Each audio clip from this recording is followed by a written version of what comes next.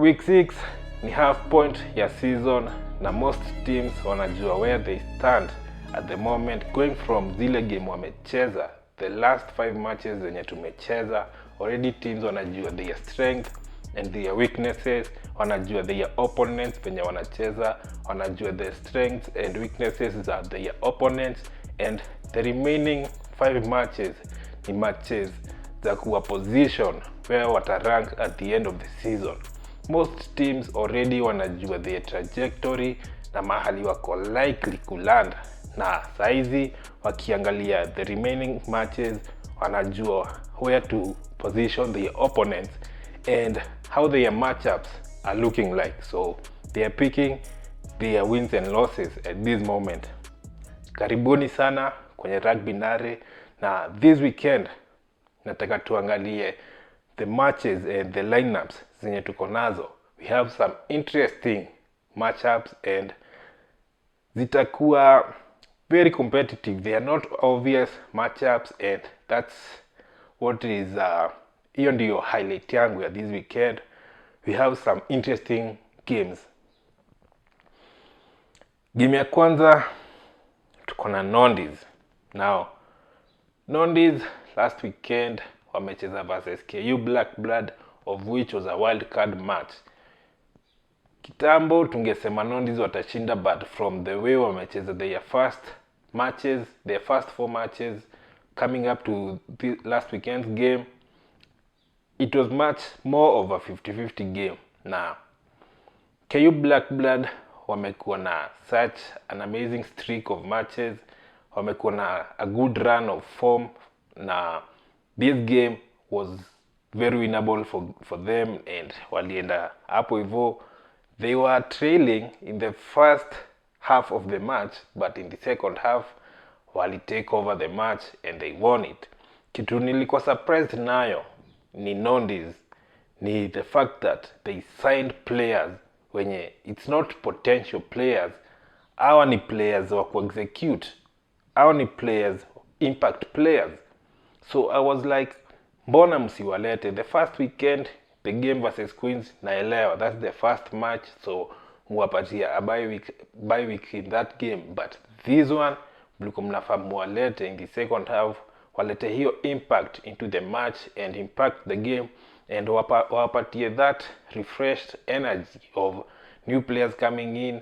Na najua ni kama mnawapatia an orientation, but the best orientation ni kuwapatia game, wana the culture of the team inside the game, while alongside their new teammates.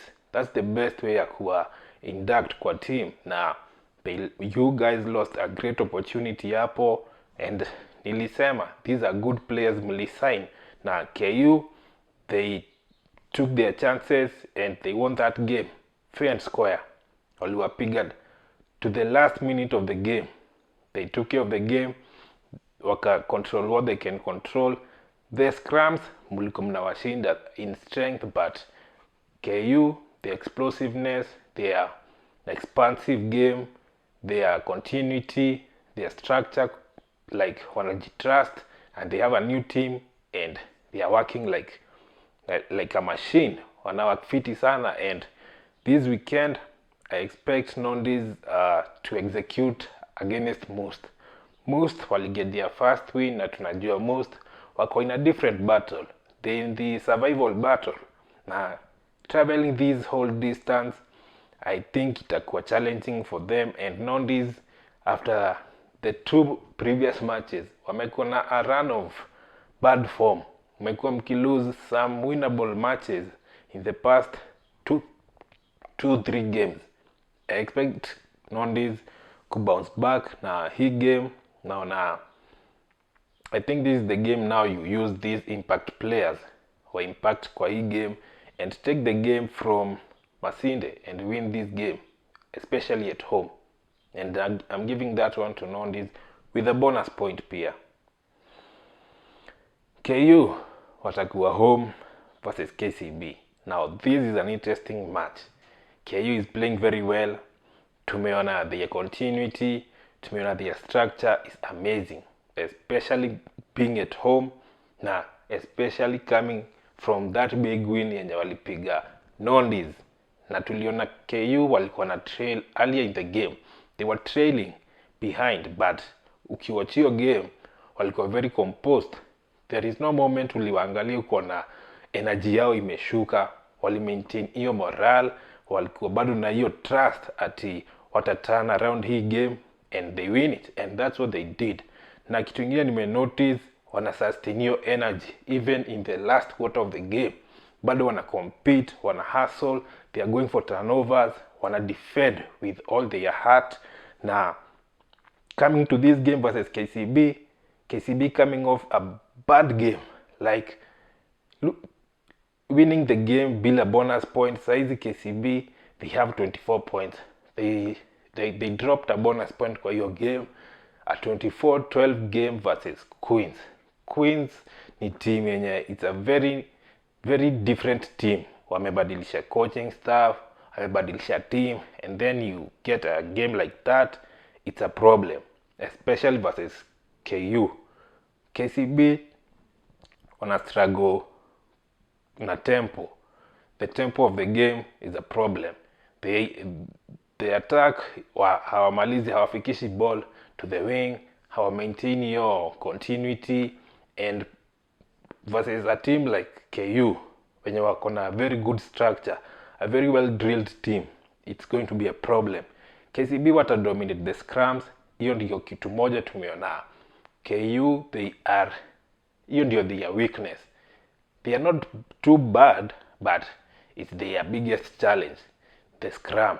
Their set pieces, as I say, their lineouts, they will be good, but not at the level of KCB. KCB, they have one of the best lineout jumpers in Andy Cole, na pia walisign John Aswani, who is also a good jumper, but Andy Cole namrank hapo hivyo top 2 jumpers, and I think watakuwa good in set pieces, but in open play, KU at home watapatia KCB a good challenge. Na KCB at this moment niliona interview flani, and Amonde said walikuwa na work on different combinations. At this moment I think it's time to settle for one team, because ukiconsider KCB wako so resourceful that they can afford kukuwa na like 6 players kwa Kenya Sevens and still have a different team ya kucompete, and it's a blessing and a curse in the same time, because saizi now that these starters, the 6 of them wameenda, now we have a different face team. It's still a strong team, lakini bado wako na hiyo challenge ya kucreate bond. Ukicompare na hizi team zingine, they have a very consistent team, na I think hii team tuko nayo, it's time to settle for one team, to bebe team and work with it, and just pick the team yenye itatupeleka to the goal yenye tuko nayo, to win the Kenya Cup. And this game I think itakuwa very competitive. I think KCB wins with a bonus point, especially from the rude shock yenye tulipata hapo hivyo versus Queens. I think we win this game with tuseme 45-28 for Black Blood.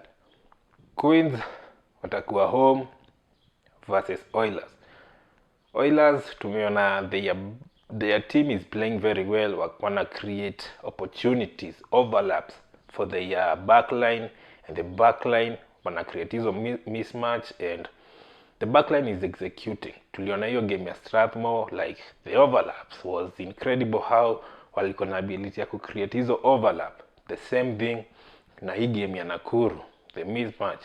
They have a very good team na wanawak vizuri sana, already wamegenia momentum, they are in form.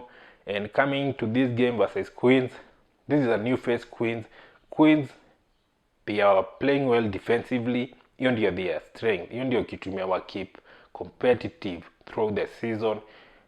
In terms of attack, hawana enough weapons on attack. Unapata player amekula line break, lakini hana support play. Akishikwa, it's going to be like a turnover, ama it's yani the attack inaishia hapo. So I think Oilers goes there na watashinda with a bonus point. Itakuwa competitive. Queens will get a try and maybe a penalty hapa na pale, but I think Oilers will get the job done. Nakuru watakuwa at home versus Kabras.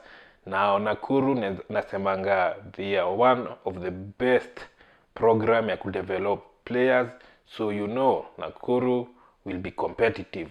Na kwa hii game versus Kabras, I expect them to press on both ends in attack na defense. I expect them kukuwa very competitive, and they have the other amazing, excellent line-out jumper in Felix Okoth, yeye na Andy Cole na waeka hapo top 2 wana compete for that first position. So their set pieces, especially line-outs, zitakuwa solid. It's difficult kuchukua ball za Felix Okoth. Hata ukijua ni yeye na jump for that ball, ni hard kuichukua hiyo ball. So line-out zao naona ziko fiti, and on attack I expect them to press Kabras. Kabras, I still think, niliona interview ya coach wa Kabras, alikuwa anasema ati they had lapses in concentration versus Strathmore and they still won 81-21. Sasa hiyo ndio lapses. So you can imagine how confident the team and how well the team is playing. So in this game, I expect a similar result, not 81. I think who are with like 70 points, Nakuru with like 15 points, because it's a short trip kutoka Kakamega hadi Nakuru. I think Kabras dominates that game. Then Strathmore watakuwa home versus Daystar.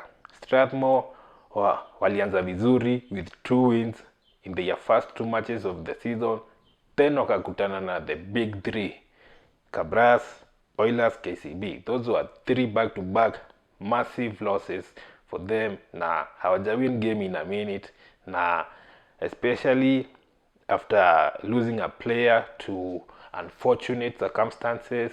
Now I think hiyo experience itawapatia that realization, like the game can go away from you in an instant like that. So I think hiyo experience itawabond na watakam kwa hii game with that drive na that bond yenye itawasaidia compete against Daystar. Daystar wameget their first win, so right now wamerelieve your pressure, wako more confident, and it's a varsity derby. It's always a competitive match na wako around the same age range, so kutakuwa na hiyo that youthful energy, itakuwa competitive, and I expect Strathmore at home will get a win. Walikuwa na a good run of form until they ran into the big three teams. I think wako na confidence ya kuchukua hii game, na they have what it takes. They have the team, wako equally matched, and I think they take this game. I think they would want to take hii game na a bonus point, cause still ile playoff position bado inaweza chukuliwa. There are still enough matches for things to happen, so they need to hold hiyo position ya playoff with all their might. So they need a bonus point in that game, and I think they win that game. Kisumu is the other team that they need a win. For all these teams, ni wao peke yao hawajashinda game, na ukiangalia the relegation battle ya this time around, ama survival battle in Kenya Cup this time around, there are more teams. Saizi na rank 5 teams ziko kwa hii survival battle ya Kenya Cup, na the other 4 from position 8 to 12 wameshinda 1 game each. Na to at least better your chances za kusurvive, you need a win. Kisumu, na hii ndio your best chance to win a game. Now look at Impala. Impala are coming off another away match, walikuwa most. So you can imagine they are traveling for a second weekend back to back. Na niliona coach wao akihint at a type of sabotage, hakuisema direct, alihint, but now, and I hear him, but what can you do about it? Schedule iko vile iko, na hii ni advantage for Kisumu. If they don't take this advantage, I think wakilose hii game, we can kind of safely say that watakuwa relegated. If they don't win this wildcard game, this is their best chance at winning a game. This time around, I think teams kusurvive 2 games itakuwa enough. Na for Kisumu to create an opportunity for them kusurvive, they must win this game. Impala is playing well, but 2 back-to-back weekends away, I think itakuwa a lot of a challenge, and na side na Kisumu kushinda hii game. So tell me your opinions on hizi games tumediscuss. Like this video, subscribe kama uja subscribe, and I will see you on the next one.